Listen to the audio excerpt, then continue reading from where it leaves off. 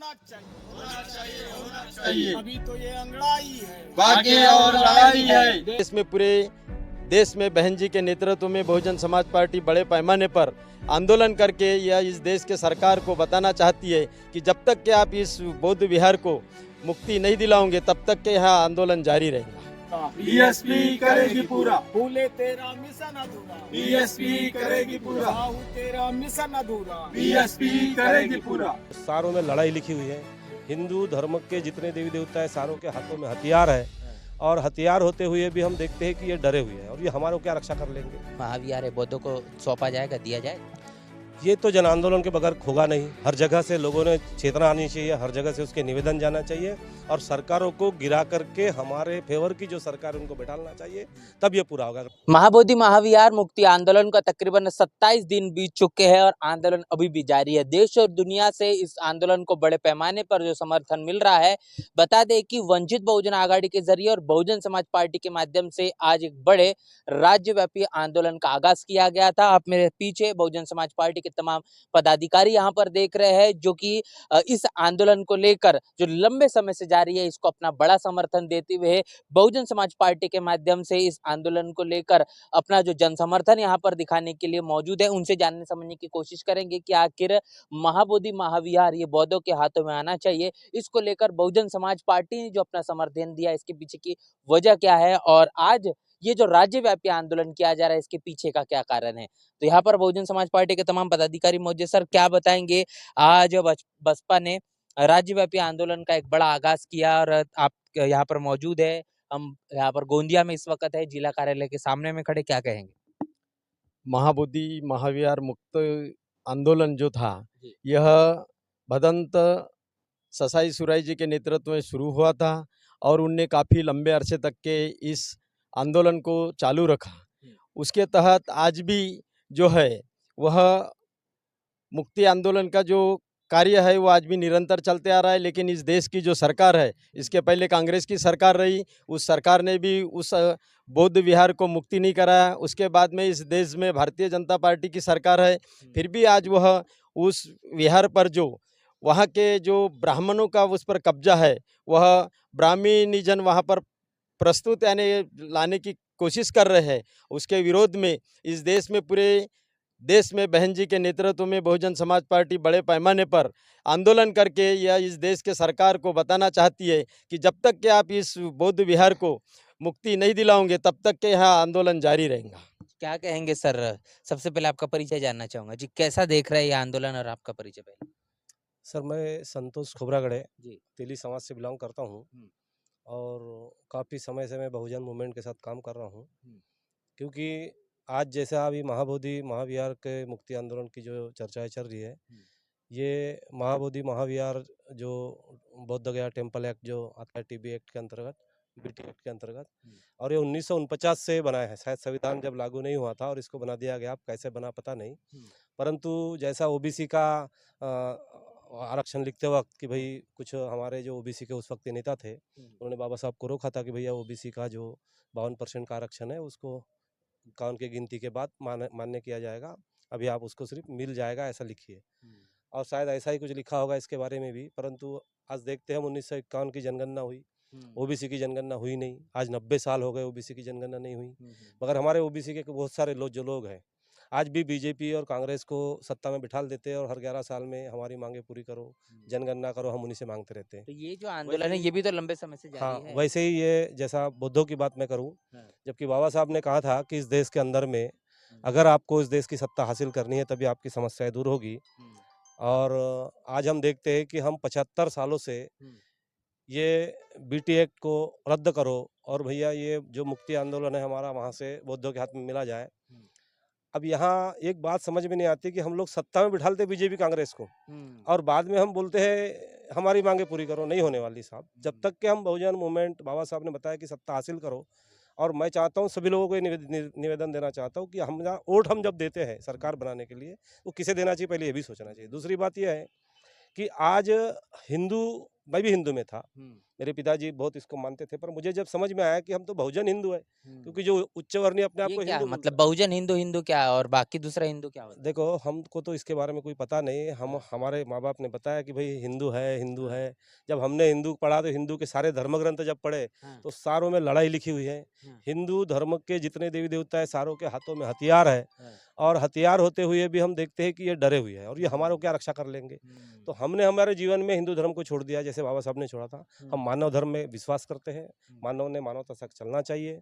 आज अगर बुद्ध की बात करते तो उन्होंने भी मानव को ही बताया कि भगवान उन्होंने कहीं देखा नहीं। आज हम आपने एक बात जोड़ना चाहूंगा कि जैसे आपने कहा कि सरकार जो है वो उनसे मांगा जा रहा है कि महाबोधि महाविहार जो है वो बौद्धों को सौंप देना चाहिए, मांग की जा रही है। लेकिन अगर प्रधानमंत्री की बात आती है तो मोदी जी तो खुद कहते हैं कि मैं बुद्ध के देश से आऊं जब भी विदेशों में जाते हैं। हाँ, तो देखो भारत ये बौद्धमय देश था। इसके पहले अगर हम देखते हैं जातियाँ भी 1000-1200 साल पहले तो आई फिर है। 27 दिन क्यों लग गए? हाँ, तो यहाँ अभी क्या कर रहे हैं हम, सत्ता में जिनको बैठाले हैं वो हाँ। वही लोग हैं जो हिंदू खतरे में हमेशा बताते हैं। हाँ। पर तुम देखो तो हिंदुओं के पास में ही सारा चीज़ अभी बोधि गया जो महाविहार बुद्ध का है, उसमें 1949 के एक्ट के तहत ये बताया गया कि 5 लोग उसके 9 सदस्यीय कमिटी में हाँ। 5 हिंदू है और 4 बौद्ध है। तो बहुमत से ही कायदा पास होता है हाँ। और फिर उन्हीं का लोग वर्चस्व चलता है। आज हम उनको बोल रहे हैं कि ये रद्द करो और वहाँ हम बौद्धों की विरासत चाहते हैं, पर वो नहीं देने वाले हैं वो क्योंकि तो कहते हैं कि हमारी विरासत है, हाँ, सम्राट अशोक भी हमारे ही है। सम्राट अशोक को वो ब्राह्मण बताने के लिए लगे हुए हैं। ये बात सही है। देखो हम बोलते हैं हिंदू खतरे में, हिंदू खतरे पर हिंदुओं ने ही अलग जगह पर कब्जा किया है, ये अब लोगों को समझ में नहीं आ रहा है। आज हम राम मंदिर की अगर बात करते हैं तो अयोध्या में 1949 में राम की मूर्ति रखी गई, जो बाबरी की मस्जिद 150 साल से जहाँ पर मस्जिद नमाज ही नहीं पढ़ी जाती थी, उसमें राम को मंदिर रख करके आज उसको विवाद में खड़ा कर दिया गया है। ये सारी सोचने की बात है। आज ये 9वां अवतार बुद्ध को जब बता रहे हैं तो भैया विष्णु का पहला अवतार कौन सा था? तो जब मैंने इसका अभ्यास किया पता चला वो मछली को, मत्स्य अवतार को पहला अवतार बता रहे हैं। दूसरा अवतार बता रहे वराह अवतार, तीसरा अवतार बता रहे वो सिंह अवतार। जानवरों के ऊपर अवतार अवतार बताया गया है। साथ में 4 अवतार जानवरों में बताया, मगर अभी जानवरों पे शायद यहाँ के जो बहुजन लोग हैं उनके ऊपर शायद पड़गा नहीं पड़ा, तो इन्होंने बाद में वामन अवतार किया, 5वां अवतार, जिसमें ब्राह्मण ने अपने आप को इसका अवतार बताया। मगर ब्राह्मण की भी पूजा कोई नहीं करता था, मगर एक राम राजा निकला, उसकी जो कथाएं थी उसके आधार पे उसको 6वां अवतार बताया गया। उसके बाद में कृष्ण का अवतार बताया गया और इनकी आज हर जगह मंदिर है, सबकी दिखेगी आपको। क्या उम्मीद कर सकते हैं? आठवां जी, जी। आठवां अवतार बताया परशुराम का और 9वां अवतार बुद्ध का बताया। तो भैया बुद्ध का अवतार है तो उसके भी तो मंदिर होने चाहिए, मगर आपको पूरी दुनिया में देखोगे जो मंदिर है, एक बुद्ध गया जिनके यहाँ वहाँ अवशेष मिलते बुद्ध के, या उनका समय का वो एक बहुत ही ऐतिहासिक जगह है, उसके ऊपर भी उनका कब्जा है। और फिर इधर बोलते हैं कि 9वां अवतार है और 10वां अवतार कल्कि का बताया। तो अभी कल्कि युग आ गया तो शायद वो अवतार शायद जब संविधान लागू हो गया और आज उसको वो अवतार बताने की बात नहीं कर पा रहे, क्योंकि इतने पढ़े लिखे लोग होंगे उनको शायद पता नहीं होगा उस वक्त। आज पढ़े लिखे हो गए तो उनको कोई अवतार मानते नहीं है और बहुत से लोग छोड़ते जा रहे हैं। अभी इसका अभ्यास पूरे विश्व का करोगे तो आधी जनसंख्या ने धर्म ही छोड़ दिया है। हिंदू धर्म। हिंदू नहीं, बहुत सारे जितने भी धर्म थे वो कोई धर्म को मानते ही नहीं है, वो बिल्कुल निधर्मी है और मानवता को मान रहे हैं वो। अब बाकी भी धर्मों के कुछ कुछ लोग हैं हर देशों में। तो धर्म यानी क्या है? तुम्हें धारण करने की चीज़ है, एक जीने की प्रक्रिया। पर यहाँ पर अगर लड़ाई हो रही होगी धर्मों से, और भारत एक ऐसा देश है जहाँ संविधान लागू हुआ है, मगर फिर भी यहाँ धर्मों के रास्ते, उसकी लड़ाई के रास्ते लोग आगे जाना चाहते हैं। मैं लोगों को बताना चाहता हूँ, भाई धर्म आपकी आस्था का अगर केंद्र है तो आप उसको मानिए, उसको जानिए। अपने परिस्थिति में हम बाहर आते तो हमारी सारी समस्याएं, हम इस देश के संविधान को अपनाएं, संविधान से चले। हमारा भारत एक बहुत सुंदर देश हम बना सकते हैं, मगर हम संविधान के रास्ते से बना सकते हैं। तो अब क्या उम्मीद करी जा सकती है कि ये जो महाबोधि महाविहार है बौद्धों को सौंपा जाएगा, दिया जाएगा? ये तो जन आंदोलन के बगैर होगा नहीं। हर जगह से लोगों ने चेतना आनी चाहिए, हर जगह से उसके निवेदन जाना चाहिए और सरकारों को गिरा करके हमारे फेवर की जो सरकार है उनको बैठाना चाहिए, तब ये पूरा होगा। अगर 75 साल से नहीं हो रहा है तब भी हम उन्हीं को मांगेंगे तो शायद नहीं होगा।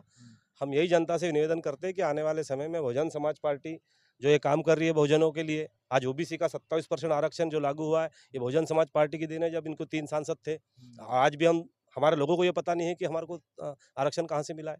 तो भैया तुम सत्ता अपनी लाओगे नहीं, मनवादू की ही पार्टियों को अगर आप बड़ी करोगे तो तुम्हारा आदमी वहां जाने के बाद भी गुलाम बन जाएगा।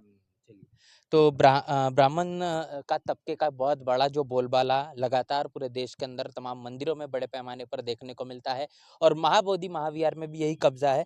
इस तरीके से एक चीज मेरे को समझना है कि बिहार में जो चुनाव है ना, बिहार में जो चुनाव है, बिहार में विधानसभा की चुनाव होने जा रहे हैं। क्या ये चुनावी मुद्दा भी आने वाले समय बन सकता है, महाबोधि महाविहार? क्या इस तरीके को कोई इसके पीछे का कारण आपको दिखता है? बिल्कुल बन सकता है, क्योंकि आज अपन अगर सोचा जाए तो ये सम्राट अशोक का देश है, जहाँ पर सिर्फ ये पूरा जो देश था, या जिसको अपन अभी नेपाल वगैरह सब हो गए, ये सब बौद्ध राष्ट्र थे। और आज भी हम जब देखते हैं कि जो बिहार है अपना, वो बौद्धों का ही धरोहर है।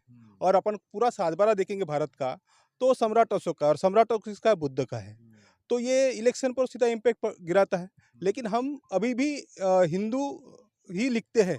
ये जब तक अपन बदलेंगे नहीं कि हम बौद्ध है, तब तक ये चेंज अपन को दिखेगा नहीं। इस तरीके का इम्पैक्ट आना चाहिए। और ये जो 9 लोग बॉडी बनाई है 1949 के एक्ट के अंतर्गत में, इसको हमको तुरंत निष्कासित करने की जरूरत है। क्योंकि जब तक अपन इसको निष्कासित नहीं करेंगे, और ऐसा कोई दूसरा मंदिर नहीं है जहाँ पर बौद्धों को कहीं पर जगह दी गई है कि वो वहाँ भंती जी जाके रहेंगे, तो हमारे बौद्ध विहार में क्यों? तो सिर्फ क्या ये पूजा पाठ करने का ही मामला जुड़ा हुआ है यहाँ से? नहीं, आस्था का विषय है, पूजा पाठ का विषय नहीं है। हम जो हमारे जो महापुरुष है, इन्होंने पूजा पाठ नहीं बताया, हमारे विचारों का संघर्ष है। जो समतामूलक समाज बनाना है, उसके लिए संघर्ष है। जो विषमता समाज में बनी हुई है, उसको समानता पे लाने का एक हमारा संघर्ष हमारे महापुरुषों ने बताया। ये कोई पूजा पाठ वाला संघर्ष नहीं है। हमारे जो विहार है, ये भी कैसे सत्ता केंद्रित है। ये हम सिर्फ पूजा पाठ और परित्रण करने के लिए हम उसको इस्तेमाल नहीं कर सकते, या नहीं होना चाहिए। ये हमारा आस्था अलग चीज़ है, और उसको सत्ता तक कैसे पहुँचना है, इसका एक केंद्र है। तो आइए नहीं इधर, क्या कहेंगे? लगातार आंदोलन अब समय के मुताबिक तीव्र हो चुका है। भंते जी लोग प्रांगण में थे, उनको रात के 1 बजे वहां से हटाया जाता है, और अब मसला ये है कि ये राज्यव्यापी आंदोलन के साथ राष्ट्रव्यापी और विश्व स्तर पर पहुंच चुका है। हमें एक बात समझ में आती है जी। कि हमारे जो नेता है कांशीराम साहब, जिन्होंने बहुजन समाज पार्टी बनाई, उन्होंने कहा कि तुम किसी भी चीज़ को मांगने के लिए रोड रास्ते पे आ सकते हो, और रोड रास्ते पे आने से मांगने से तुमको कोई चीज़ मिलेगी नहीं जब तक तुम सत्ता में नहीं जाओगे। तो ये बात साबित हो रही है कि आज़ादी के बाद से 1950 के बाद से अभी तक के सारे धर्मों के जो आस्था स्थल है, उनके सभी के पास में, चाहे मुस्लिम का हो, क्रिश्चियन का हो, हिंदू, सबका। लेकिन देखा ये जा रहा है कि बौद्ध समाज का जो मान्यता का जो महाबोधि विहार है बौद्ध गया का, वो आज भी बौद्धों के कब्जे में नहीं है। तो इससे मुझे एक बात समझ में आ रही है कि जो हमारे कांशीराम साहब जी ने जो बात बोली है कि ये जो तुम रोडों पे मांगोगे, मरोगे, मेमोरेंडम दोगे, लेकिन तुमको न्याय नहीं मिलेगा। ये बात तब साबित होती है कि जब हमारी सत्ता लखनऊ में, उत्तर प्रदेश में थी, तो हमने ऐसे ऐसे बहन जी ने कारनामे करके दिखा दी कि जो दुनिया के जो 7, 8, 9 कितने अजूबे हैं, उनको भी शर्मिंदगी आएगी। ऐसे अजूबे बहन जी ने वहाँ पर कारनामे करके दिखा दी। और लेकिन मैं अब तो बसपा समझता हूँ, बसपा को लेकर तो ये भी कहा जा रहा है कि अब बसपा की स्थिति काफी ज्यादा जो है वो डावाडोल, ये हम कह सकते हैं। जिस तरीके से होना चाहिए मजबूती, वो मजबूती देश में नहीं दिखाई। मजबूती पूरी तरह से आएगी, और मैं समझता हूँ मजबूती का ये पहला कदम है। जब आदमी को लॉन्ग जंप मारनी होती है तो एक कदम पीछे हटना पड़ता है, ये उसी में का एक कदम पीछे वाला है। सही मायने में जो छटनी है, और जो गलत लोग हैं उनको सही मार्ग पे लगाने का, ठिकाने लगाने का काम बहन जी अभी कर रही है। और मैं समझता हूँ ये बौद्ध विहार जो हमारे, हम ऐसे काफ़ी बौद्ध विहार बढ़ा लेंगे, लेकिन बोध गया का जो विहार है वो बुद्धकालीन सम्राट के समय की वो धरोहर है, और वो इसलिए वो ब्राह्मणों के हाथ में आज पकड़ के है, क्योंकि उस समय उन्हीं की सत्ता चल रही थी। आज संविधान लागू हो गया 1950 के बाद से, लेकिन ये 1950 के पहले से एक्ट बना के वहाँ पर इन्होंने कब्जा करके बैठे हैं। अरे मैं तो यही कह रहा हूँ कि भाई बोध गया का महाविहार ही नहीं, भारत के 84,000 स्तूप जो सम्राट अशोक ने बनाए थे, वो सारे स्तूपों पे इन्होंने ब्राह्मणों ने कब्जा कर लिया है और उनको जगन्नाथ तो कोई बालाजी तो कोई फलाना तो कोई ढेकाना तो ऐसे नाम तो देके आपका ये उनको कहना है कि जो कब्जा मंदिर किया है वो एक्चुअली मंदिर है ही नहीं, वो मंदिर बौद्ध वंदिर विहार है। कोई नहीं है क्योंकि इस भारतवर्ष में ही मंदिर नहीं है। हाँ। बोध गया का मंदिर तो छोड़ दो, हाँ। भारतवर्ष में अगर कोई साबित करके दिखा देगा कि किसी भगवान का कोई मंदिर है या इन्होंने बनाए या इनके पुरखों ने बनाए या एक ईटा भी इन्होंने लगाए तो मैं अपनी सर कलम कर दूंगा। ये बड़ी शर्त बात है है। मेरी। अब मैं एक बात बताना चाहता हूँ कि ये जो आंदोलन में लोग सक्रिय हो रहे हैं, आ रहे हैं और नारा दे रहे हैं कि ब्राह्मणों से महाविहार महाबोधि विहार गया का मुक्त चाहिए। मैं ऐसे मूर्ख लोगों से पूछना चाहता हूँ, कहना चाहता हूँ कि उन ब्राह्मणों से मांगना चाहते हो तुम? उन ब्राह्मणों से मांगना चाहते हो बौद्ध विहार? जिन ब्राह्मणों के हाथ आप मजबूत करते हो चुनाव में, उनसे आप मांगने की बात करते हो? वो कहते हैं, हम पुष्यमित्र शुंग के औलादे हैं, हम नहीं देंगे महाबोधि महाविहार। देखो, पुष्यमित्र शुंग जो है, इसकी जो इतिहास है, इसकी जो कहानी है, ये हजारों साल से यहाँ का भारतवर्ष का नहीं तो समूचे विश्व के लोग जानते हैं कि पुष्यमित्र शुंग कौन था, क्या था और क्या षड्यंत्र चलाया था। ये बात बहुत लंबी कहानी है। मैं सिर्फ इतना बताना चाहूँगा कि ये जो बुद्ध बोलने वाले अपने आप को जो समाज है, वो समाज ने पहला सबक लेना चाहिए कि आज तुम रोडों पे निकल रहे हो, रास्ते पे निकल रहे हो, तुम्हारी माँ बहनों की आबरू साबित नहीं है, तुम्हारे हक अधिकार साबित नहीं है, तुम्हारा आरक्षण साबित नहीं है। उन ब्राह्मणों से आज तुम मुक्ति पाना चाहते हो। उन ब्राह्मणों को जब तुम चुनाव आते हो तो उन्हीं को कांग्रेस बीजेपी और अन्य पक्षों के जो ब्राह्मण पक्ष है, क्या मिष्ट हो गया ये अन्य, उन्हीं के हाथ मजबूत करते हो और उन्हीं के पास मांगने जा रहे हो। ये कौन सी बेवकूफी है, ये कौन सी बुद्धिमत्ता है भाई? तो सबसे पहले तुमको अम्बेडकरवाद के साथ में आना पड़ेगा। जिस दिन तुम अम्बेडकरवाद के साथ में आ जाओगे, ये ऐसी हमारी सारे जितने धर्म स्थल है या जितनी भी हक अधिकार है, हम उसको वापस ले लेंगे। क्या कहेंगे अब, अपील क्या होगी तमाम हमारे दर्शक जो देख रहे हैं, उनसे क्या अपील करना चाहेंगे, क्या कहना चाहेंगे महाबोधि महाविहार मुक्ति आंदोलन के ऊपर मुद्दे पर? देखो, बहुजन समाज पार्टी जिस बीड़ा को उठाती है उसको करके रहती है, ये इतिहास है। तो अभी इस बीड़ा को बहुजन समाज पार्टी की बहन कुमारी मायावती ने, नेत्री ने हमारे सर पे ले ली है और उन्होंने आदेश दे दिया है समूचे भारत में और महाराष्ट्र में कि एक दिवसीय समूचे महाराष्ट्र में विज्ञापन दो, तालुका लेवल पे, जिले लेवल पे, और ये पूरे महाराष्ट्र में चल रहा है।